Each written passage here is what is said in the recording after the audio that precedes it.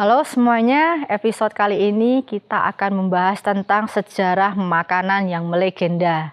Jadi gini, kalian itu belum mantep berkunjung ke Yogyakarta kalau belum mencicipi makanan satu ini. Makanan ini adalah gudeg. Jadi Yogyakarta ini selain dikenal sebagai kota pelajar, kota sepeda, juga disebut sebagai kota gudeg. Bagi para pelancong yang berkunjung ke Yogyakarta wajib mencicipi dan membawa pulang gudeg ini sebagai oleh-oleh. Gudeg adalah makanan khas dari Yogyakarta, Jawa Tengah dan sekitarnya yang dibuat dari nangka muda dengan santan. Perlu membutuhkan waktu yang berjam-jam untuk membuat gudeg ini. Gudeg biasanya di Yogyakarta ini berwarna coklat, dan warna coklatnya ini dihasilkan dari daun jati yang dimasak bersamaan. Gudeg biasanya dimakan dengan nasi dan disajikan dengan kuah santan atau areh, ayam kampung, telur, tahu tempe, dan krecek. Terkadang juga disajikan dengan jeroan areh, ceker, dan lain-lainnya. Di Yogyakarta ada 3 jenis gudeg, yaitu yang pertama gudeg kering. Gudeg ini disajikan dengan areh yang kental. Nomor 2, gudeg basah, gudeg yang disajikan dengan areh yang agak encer. Nomor 3, gudeg manggar yang dimasak dengan putik bunga kelapa.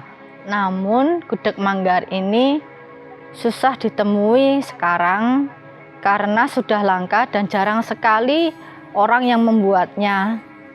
Tapi kita masih bisa menemui di beberapa tempat di Yogyakarta. Bahkan kita masih bisa menemui gudeg manggar ini di restoran-restoran khusus dan hotel-hotel berbintang di Yogyakarta. Gudeg mempunyai sejarah yang panjang, bahkan sudah ada sebelum Kasultanan Yogyakarta dan Kasunanan Surakarta itu berdiri. Gudeg tak hanya dibuat dari nangka muda, tapi juga ada yang dibuat dari rebung. Namun yang sering dikonsumsi dan yang dijual adalah gudeg yang terbuat dari nangka muda. Asal muasal sejarah gudeg ini belum pasti dan banyak versinya. Ada versi sejarah mengatakan gudeg sudah ada sejak kepemimpinan Panembahan Senopati, Raja pertama Mataram Islam.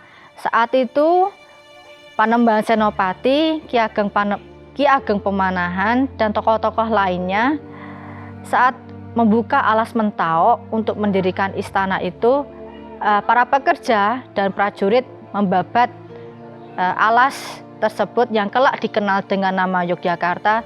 Ternyata terdapat banyak pohon nangka dan pohon kelapa. Versi sejarah lain menyebutkan gudeg sudah ada sejak kepemimpinan Sultan Agung Hanyokrokusumo, cucu Panembahan Senopati. Gudeg menjadi makanan para prajurit yang menyerang VOC di Batavia. Namun versi ini diragukan karena saat itu gudeg yang ada masih gudeg basah dan tidak bisa bertahan lama. Sedangkan penyerangan ke Batavia itu membutuhkan waktu yang lama dan jarak tempuh yang amat jauh. Ada versi sejarah lain mengatakan gudeg dikenal pada tahun 1819 menurut Serat Centini. Berdasarkan Serat Centini tersebut, gudeg adalah makanan rakyat di Jawa Tengah dan Yogyakarta saat itu. Nama gudeg diperoleh dari cara pengolahannya, yaitu diaduk atau yang dalam bahasa Jawa kita kenal dengan nama diudek. Pengolahannya diaduk berulang-ulang, yang lama di atas kayu besar agar tidak gosong atau angudek. Menurut sejarah bisa disimpulkan gudeg ini adalah makanan rakyat saat itu karena bahannya mudah ditemukan di halaman rumah mereka.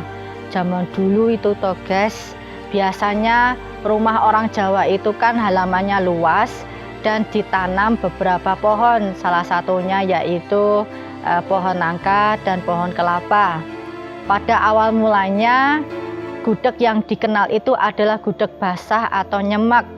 Namun gudeg basah ini mempunyai kekurangan, yaitu tidak bisa bertahan lama dan tidak bisa dibawa perjalanan jauh.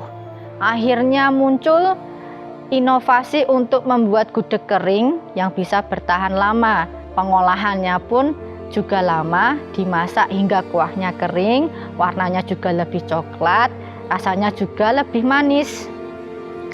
Bisa bertahan hingga 24 jam, bahkan lebih jika dimasukkan ke lemari es. Saat ini pun gudeg mempunyai inovasi baru, yaitu gudeg kaleng. Gudeg tak hanya dikenal di Yogyakarta, tapi juga di Surakarta atau Solo dengan ciri khasnya tersendiri. Seperti yang sudah saya bilang tadi, gudeg Yogyakarta itu berwarna kecoklatan, dibungkus dengan daun pisang atau dikendil, atau dengan besek untuk porsi yang lebih besar. Biasanya rasanya manis, teksturnya halus yang menandakan gudeg itu dimasak lama. Sedangkan gudeg Surakarta itu dari warnanya saja sudah berbeda, yaitu warnanya putih dan berkuah. Variasinya disajikan dengan ceker, daun singkong, dan kacang tolo. Bahkan di beberapa tempat di Surakarta, gudeg disajikan dengan bubur lembut yang hangat, hampir mirip seperti sumsum. Cita rasanya berbeda dengan gudeg Yogyakarta. Gudeg Surakarta itu gurih. Jadi bisa disimpulkan guys, gudeg Yogyakarta itu lebih manis, sedangkan gudeg Surakarta itu lebih gurih. Saya pribadi pernah makan kedua jenis gudeg tersebut, sama-sama nikmat dengan ciri khas tersendiri. Gudeg sekarang tak hanya dijual di lesehan atau kaki lima, tapi juga kita bisa menemuinya di restoran dan di hotel. Gudeg menjadi makanan yang dirindukan bagi sebagian orang atau pecinta kuliner. Bahkan orang yang pernah tinggal di Jogja amat merindukan gudeg. Gudeg tak hanya dijual pagi hari saja, tapi juga siang dan malam. Kita pun bisa memilihnya, mau makan gudeg ini pakai nasi atau bubur. Salah satu sentra terkenal gudeg di Yogyakarta itu adalah di daerah Wijilan. Tapi selain Wijilan, banyak kok gudeg yang enak, tergantung selera kalian. Menurut kalian, gudeg enak di Yogyakarta itu mana sih? Siapa tahu saya bisa icip-icip loh. Sekian episode kali ini. Kalau kalian suka, please like, share, subscribe, terus komen di bawah mau bahas sejarah apa di episode selanjutnya. See you next episode. Ciao.